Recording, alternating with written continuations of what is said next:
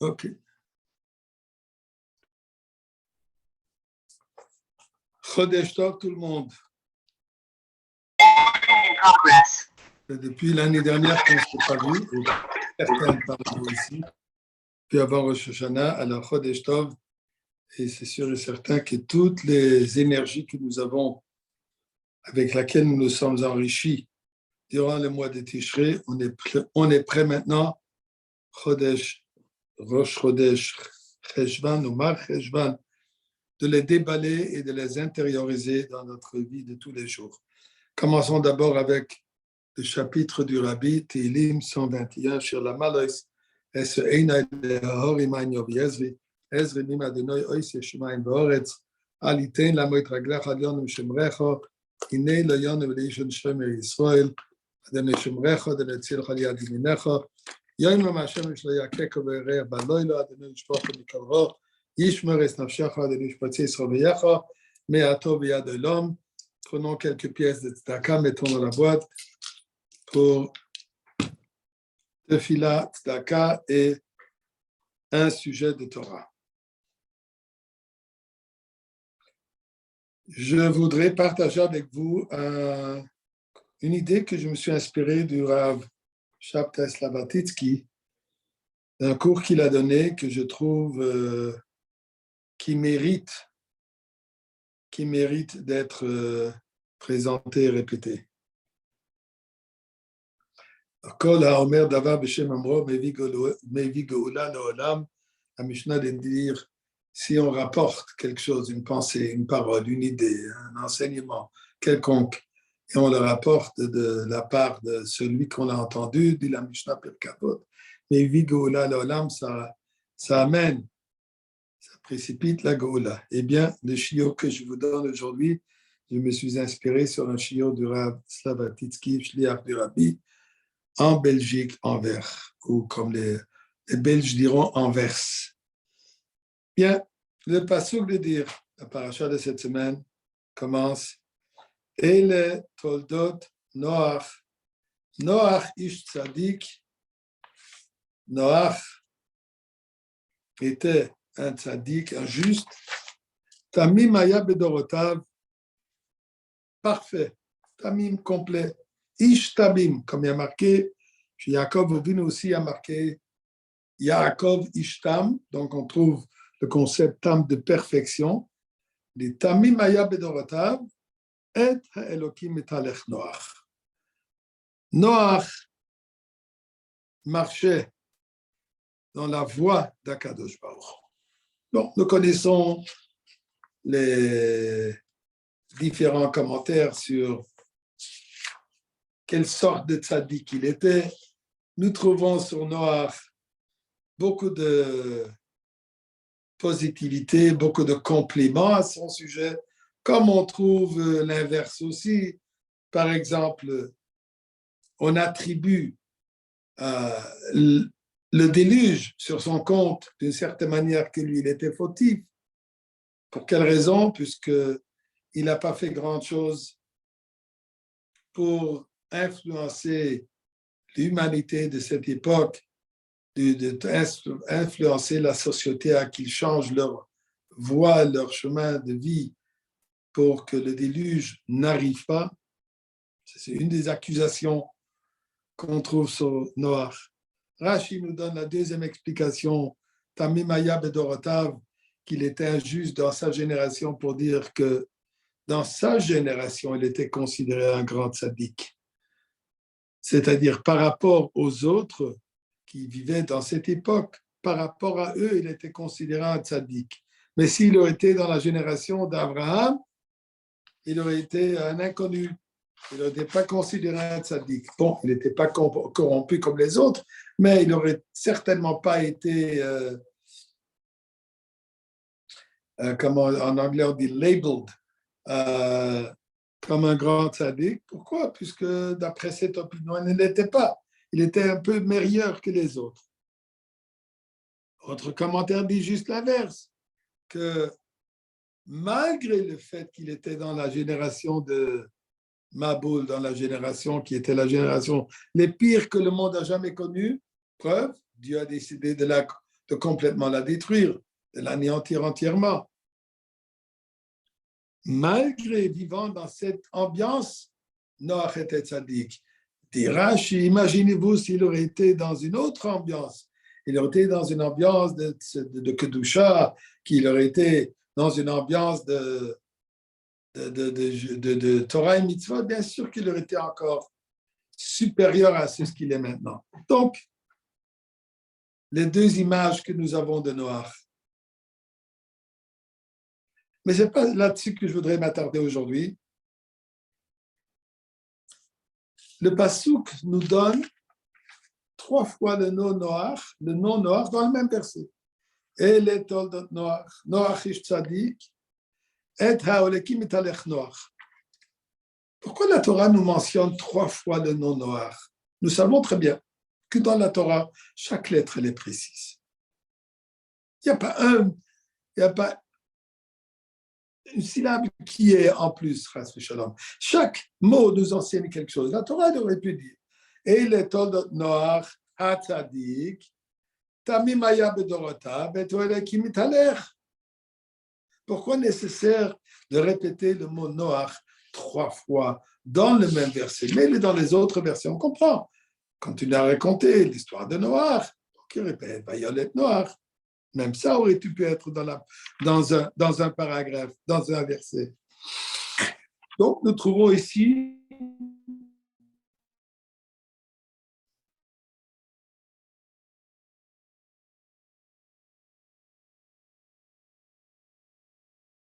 le fait que la Torah répète ses qualités. Eh bien, Noach a vécu 3 époques, 3 ères, chacune extrêmement différente de l'autre, et chaque époque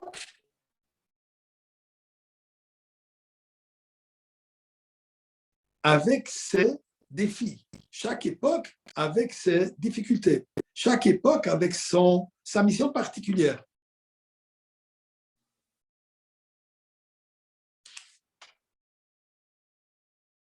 Dans ce sens, permettez-moi une seconde, j'espère que je ne vais pas vous perdre. Si je vous perds, je reviens tout de suite. Il faut que je bloque les appels. Une seconde, s'il vous plaît.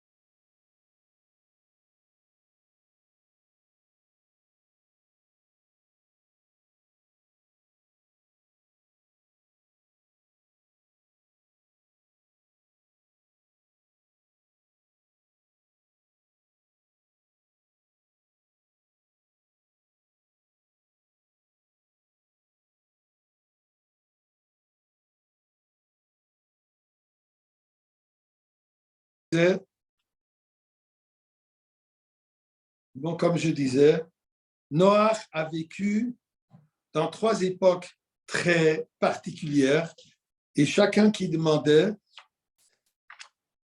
sa mission et son attention particulière.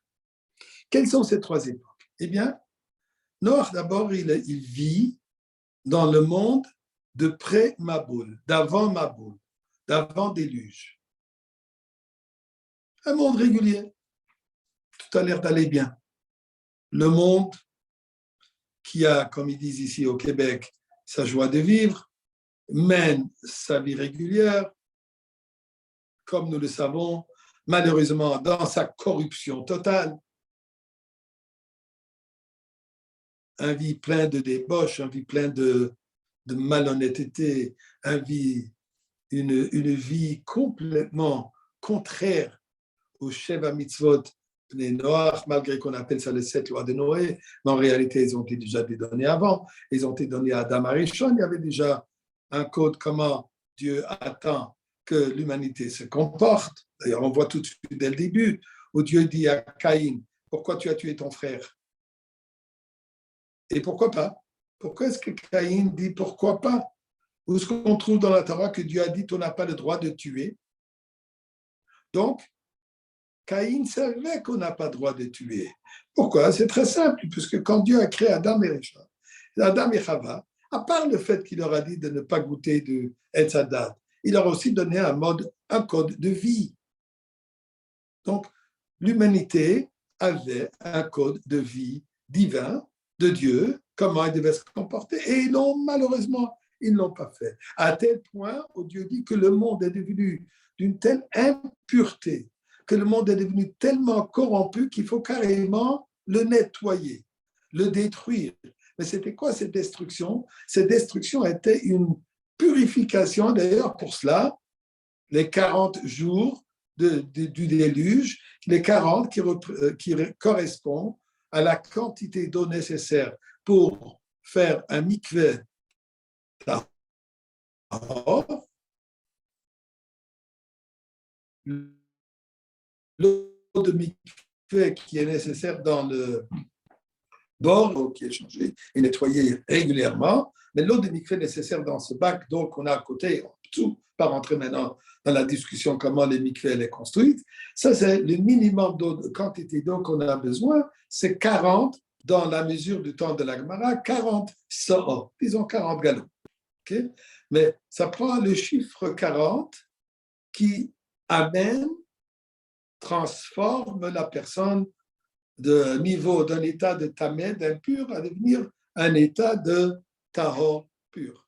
C'est ça l'idée de ces 40 jours du déluge qui a purifié le monde d'un état d'impureté à devenir le monde pur. Donc, la vie de pré-Maboul, d'avant Maboul, était une vie normale, entre guillemets, de cette époque, dans laquelle Noah a vécu et dans laquelle lui, il se comportait différemment, dans laquelle lui, il était le tzaddik, que malheureusement n'a pas eu de grande influence sur le reste de la société. Peu importe la raison maintenant, puisqu'il n'a rien fait pour, ou puisqu'il les gens ne voulaient pas l'écouter, puisqu'il a quand même marqué que pendant les 120 ans que ça lui a pris de construire construire la Teva, je m'excuse, de construire l'arche, si quelqu'un venait lui poser la question, disait, mais qu'est-ce que tu es en train de faire? Il lui disait, voilà, Dieu va détruire le monde et si tu veux être sauvé, tu n'as qu'à changer ton mode de vie. Donc, il a quand même d'une certaine manière, il n'a pas gardé le message de Dieu qui va détruire le monde, il n'a pas gardé en secret. Mais de l'autre côté, il n'est pas sorti en Mifsaïm, il n'est pas sorti en Shlichut, il n'est pas sorti en campagne, à lancer une campagne de guys, comme on dit aussi, changer, transformez-vous et le temps est de devenir meilleur. Ça, il n'a pas fait. Mais il n'a quand même pas gardé ce secret. Donc ça, c'était la vie de Noah dans ce monde complètement corrompu. Il garde sa tête haut et garde sa tête et sa vision, sa mission, sa direction vers Akadosh Baruch. Ça, c'est la première étape de sa vie. Ensuite, Noach passe un an de déluge où il voit que le monde entier qu'il a connu, avec toute sa beauté, toutes ses grandeurs, toutes ses villes et tout ce monde, tout ce qu'ils ont accompli à tous les niveaux, tout cela détruit devant ses yeux. Il n'y a rien qui est resté. Juste lui, sa famille et les animaux qu'il a pris avec lui, le zoo qu'il avait avec lui. Mais tout le reste, rien. Un monde complètement vide, un monde qui a été vidé de tout le passé, un monde qui a été effacé, nettoyé, tout le passé à un point où il ne restait plus rien du monde passé. Ça, c'était la deuxième étape de sa vie. Donc, l'étape du Maboul. Ensuite vient une troisième étape. Qu'est-ce qui se passe à la troisième étape? Une fois que, comme il y a marqué, Vaïskor et maintenant, Dieu s'est souvenu, que Dieu les a oubliés, mais une manière de parler. Et Dieu dit, voilà, maintenant le moment venu de sortir. Il a arrêté le déluge, il a baissé l'eau, il a dit, le moment venu de sortir. Et qu'est-ce qui se passe maintenant? Dit la Torah, sors toi et ta famille, tous tes enfants, avec tous les animaux, et vous allez faire quoi? Et le temps est revenu de reprocréer et de reconstruire un nouveau monde. Okay? Et voilà où il a marqué, plus tard, qu'est-ce qui se passe? Il a commencé à planter, il a commencé à travailler, il a commencé à rebâtir, reconstruire un nouveau monde.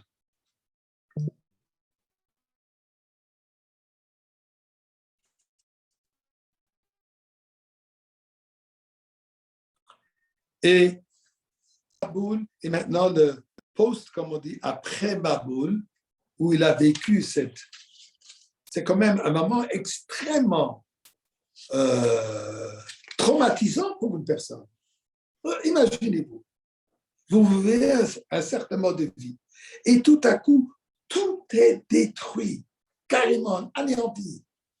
Et maintenant, on est appelé, OK, recommencer à nouveau. Où est-ce qu'on prend les forces? Où est-ce qu'on prend le courage? Où est-ce qu'on prend cette drive, comme on dit, en anglais, le mot drive, j'oublie le mot, si quelqu'un peut le dire, cette envie, cet enthousiasme de tout refaire, de rebâtir à nouveau. Eh bien, je voudrais d'abord partager avec vous un miracle que j'ai vécu, que j'étais impliqué, pas que j'ai vécu, mais que j'étais impliqué, en parlant maintenant de le déluge. Et comme la Torah nous dit ici, que l'eau a commencé à se retirer. Je suppose que vous avez dû entendre que juste après Rosh Hashanah, entre Rosh Hashanah et Kippour, il y a eu un ouragan, un des pires que l'Amérique, les États-Unis, ils ont vécu. Un peu personnellement impliqué dans cette situation, puisque nous avons des enfants qui sont en shlichut, exactement dans l'endroit, en Floride, où cet ouragan a passé. Hier, comme on l'appelle. Dans la ville de Cape Coral. Notre gendre et notre fille, leurs enfants sont en shlichut là-bas. Et l'ouragan a visité, a fait ravage dans cette ville. Carrément, ils étaient dans le centre de l'œil de cet ouragan.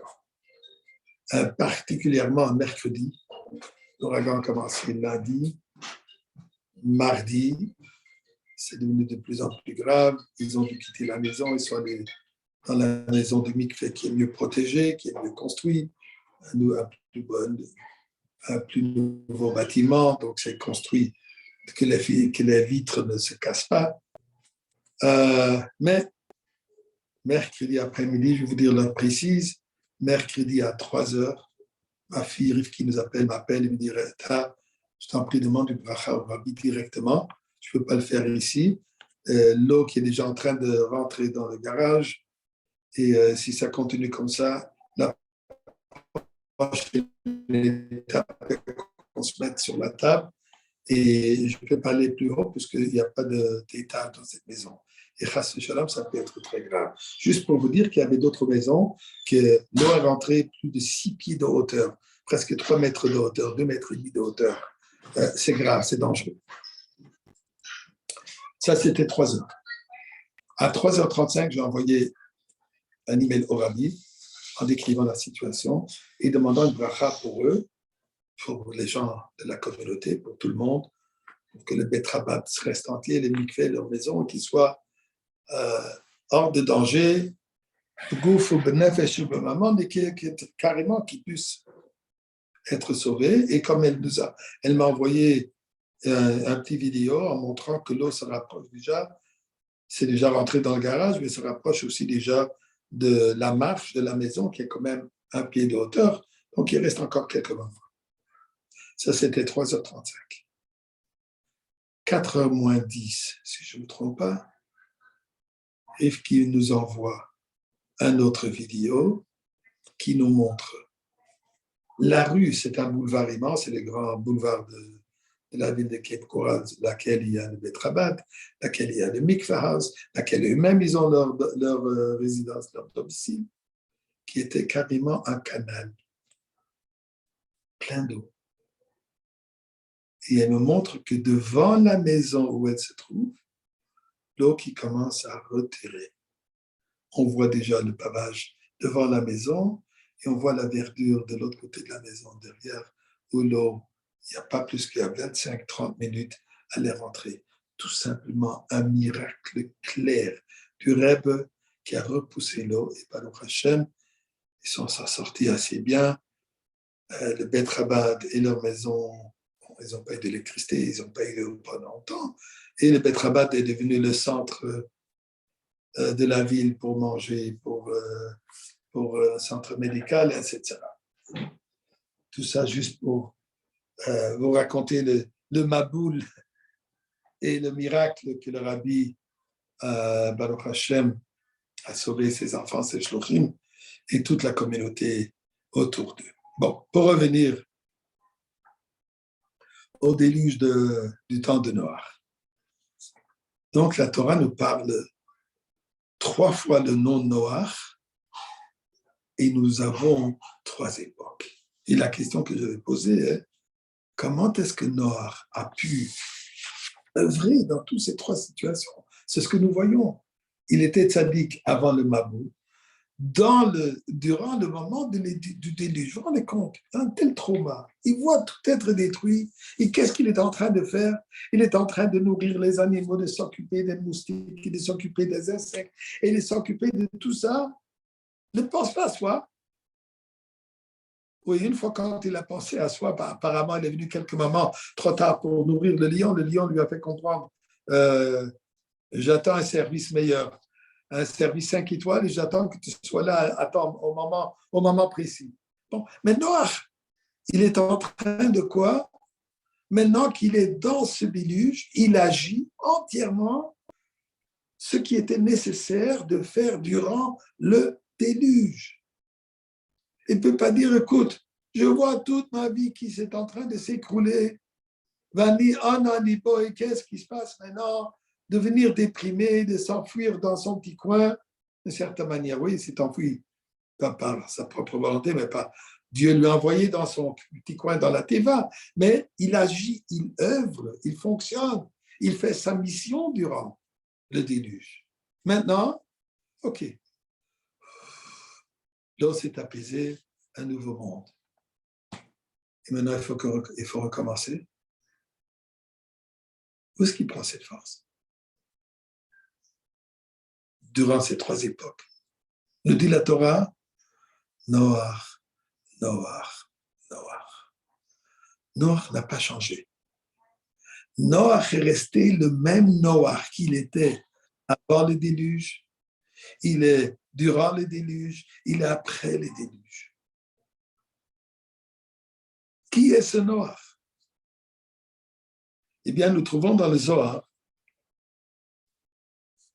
Le Zohar nous dit que le nom Noach vient du mot Milachon Menucha, calme, sérénité, posé, Naïchenash, un calme, sérénité. Une personne qui est posée, une personne qui est calme dans toutes les situations. Mendel Photoface, pendant qu'il était en Sibérie, Mendel était toujours de bonne humeur. Et c'était celui qui encourageait ses coprisonniers avoir courage et tenir bien. À un moment, il y avait un moment qui était extrêmement dangereux et dur, extrêmement épuisant et un froid et manque de nourriture où les gens n'en pouvaient plus. Et Redman s'est mis à chanter un air mélodique, un chant joyeux. Les gens qui le voyaient autour de lui, parmi eux, il y avait une des personnes les plus riches à l'époque de la Russie. Bien sûr que Staline voulait purger puisqu'il avait peur de cette classe. Et quand tu vois Redman en train de chanter, d'agir complètement incohérent, il dit, oh, le pauvre, lui, il a craqué. Et si lui, il craque, nous, on ne va pas te dire. Il se rapproche de lui, il dit, mais qu'est-ce qui se passe? Il dit, rien. Comment tu peux danser maintenant? Comment tu peux être heureux maintenant avec tout ce qui nous arrive? Il dit, alors, et toi, pourquoi est-ce que tu es de mauvaise humeur? Pourquoi est-ce que toi, tu es déprimé? Moi, tu te poses la question, pourquoi je suis déprimé? Tu sais bien qui j'étais. J'étais parmi les plus riches en Russie. J'avais tout ce que je voulais. Avec un petit claque du doigt, j'avais tout. Ma parole était la loi. Et maintenant, je me trouve où? Ici en Sibérie, où un illitéré, un soldat illitéré qui n'est pas capable de quoi, qui n'a rien, lui, il mène ma vie. Et avec s'il a envie de m'abattre, il m'abat. Alors, bien sûr que je suis. Donc, lui dit Redman, attends, dis-moi encore tout ce que tu avais. Et il commence. Sa richesse, sa fortune, ses palais, ses affaires, ses compagnies, tout ce. Alors, Redman lui dit, ah, j'ai compris. Toi, tu te définis par ce que tu as, parce que ce que tu avais et ce que tu n'as pas maintenant. Donc, avant, tu avais tout, maintenant, tu n'as rien, et pour cela, tu es déprimé. Pourquoi? Puisque toi, tu te définis par ce que tu possèdes. Quand tu possèdes des grandes valeurs, tu es quelqu'un d'important. Mais quand tu es démuni, tu n'as absolument rien, tu n'es plus personne. Alors, je comprends pourquoi tu es déprimé. Moi, ce n'est pas comme ça que je me considère. Moi, je ne m'évalue pas parce que j'avais des grandes richesses, aussi j'avais des grands succès, aussi j'ai vu beaucoup de choses dans ma vie. Mais moi, je suis ce que je suis. Alors, qu'est-ce que tu es? Je suis un chassid. Je suis un évêque d'Hachem, je suis un serviteur de Dieu. Moi, je n'ai pas changé. Les circonstances extérieures ont changé, mais moi, je n'ai pas changé. Je suis le même Mendel que j'étais pendant que j'étais propriétaire de grands commerces. Je suis le même Mendel que je suis Majgiach dans la Yeshiva. Je suis le même Mendel qui est maintenant en prison, qui est maintenant en Boulag. Donc, moi, je n'ai pas changé. Noach, nous dit la Torah, Noach n'a pas changé. Noach est le même Noach qui était toujours. Qui était une personne de sérénité, une personne calme. Et c'était quoi ce calme de Noach? Le rapport dans le Zohar aussi, dans les écrits, c'était sa émouna. Il avait une émouna absolue en Akadosh Baruch. Que tout ce qui se passe dans le monde, ce n'est pas par accident. Que tout ce qui se passe dans le monde, c'est par la volonté de Dieu, par le plan de Dieu.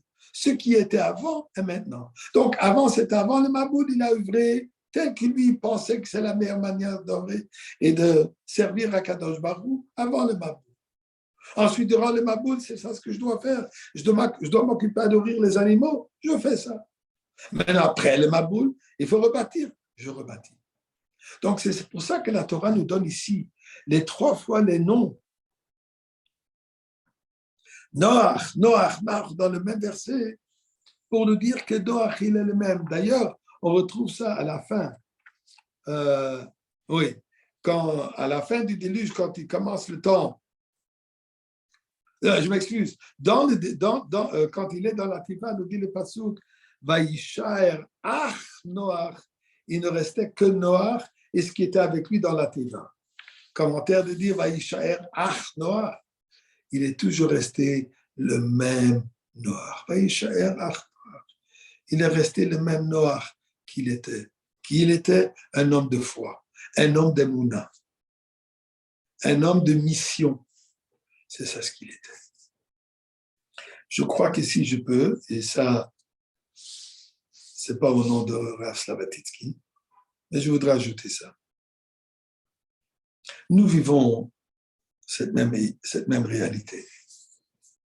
Nous vivons 3 époques. On a l'époque, depuis Tafshin Yud, que le Rebbe est devenu Rebbe, jusqu'à Tafshin Bet. Un monde extraordinaire. Un monde où le Rebbe a rebâti après la Shoah. Et d'ailleurs, Shoah, Maboul, quand le grand rabbin d'Israël, Rav Lau, est venu un jour chez le rabbi lui demande c'est quoi l'ambiance en Israël? Il répond au Rebbe, les gens ils sont fatigués. Am Israël est fatigué. La Shoah, la guerre d'indépendance en Israël, la guerre de Milchemet Sinaï, la guerre des 6 jours, et ça c'était juste après la guerre de Yom Kippour. Les gens ils sont fatigués. Et le Rebbe de lui répondre, ça c'est pas l'approche d'Am Israël. Am Israël ne se fatigue pas. Am Israël a une mission. La fatigue, désespérée, c'est pas dans les critères et dans le DNA, l'ADN d'Am Israël. Donc, nous avons cette époque du Rabbi, où le Rebbe rebâtit, le Rebbe reconstruit, le Rebbe mène le monde. Chabad, les Poulot, les Mifzaïm, Shivot, transformer le monde qui était déprimé après la Shoah et construire, rebâtir le monde de Teshuvah, un mouvement que le monde n'a jamais connu. Une transformation totale qui nous prépare à la Goula. Tafshinun, Aleph, Tafshinun, Bet, en 90, 91, 92. Le Rabbi qui nous dit, nous sommes au seuil de la Goula. Mashiach est à la porte. On le sent, on le voit. Ça se manifeste dans tous les aspects, dans tout le comportement du monde, à tous les niveaux, pas de rentrer maintenant dans tous les détails. Mais le Rabbi qui nous dit que ça, c'est le moment des Niflaot, Arenu, les miracles qui doivent être dévoilés, Niflaot Bakol, les Niflaot dans tout ce qui se passe. Donc, le moment de la Goula. Et tout à coup, Chav Zayin Adav, le Rebbe, fatigué. Ensuite, Gimel Tammuz, le Rebbe se voile physiquement de nous. Nous j'aurais appelé ça de Maboul, un déluge. Tout ce que nous avons connu, d'avoir le Rebbe avec nous tous les jours pour nous mener, pour nous quitter, c'est voilé. Un monde qui paraît obscur. Le Maboul qui est arrivé. Et ensuite, nous avons le monde d'après Gimel Tammuz, c'est-à-dire, durant cette période de Chav Zayin Adav Gimel Tammuz, il y avait le déluge, mais il y avait encore une barque. Ça menait d'une certaine manière. On savait que Noach est dans la Teva, le Rebbe là, il répondait, on ne pouvait pas le voir tellement, on pouvait pas, il faisait plus de sirotes, il n'y avait plus de dollars, il n'y avait plus ci, ça, mais il y avait une Teva. Et tout à coup, ensuite, un nouveau monde. Le monde, je dirais, du post-Maboul. C'est juste une pensée que je partage. Je n'ai aucune base là-dessus, c'est juste, je partage avec vous cette idée. Le monde après les Maboul. On peut se fatiguer, on peut dire, je lève les bras. Je vous enseigne la Torah. Noach. Dans toutes les circonstances, nous avons une mission. Parfois, elle est plus facile, parfois, elle est plus difficile. Parfois, c'est plus clair, parfois, c'est plus voilé. Mais la mission, elle ne change pas. C'est quoi la mission? Pour vous, Miloat Haaretz, de la même mission qui a commencé au début de Bereshit, où la Torah dit tout de suite, Adam Arishon, vous allez remplir le monde, vous allez transformer le monde. Asher bara lekim latov, vous allez perfectionner ce monde. Durant le Maboul, continuez à vivre avec ce que vous avez. Après le Maboul, la Torah a encore dit les mêmes mots. Excusez, je vais reprendre le passouk.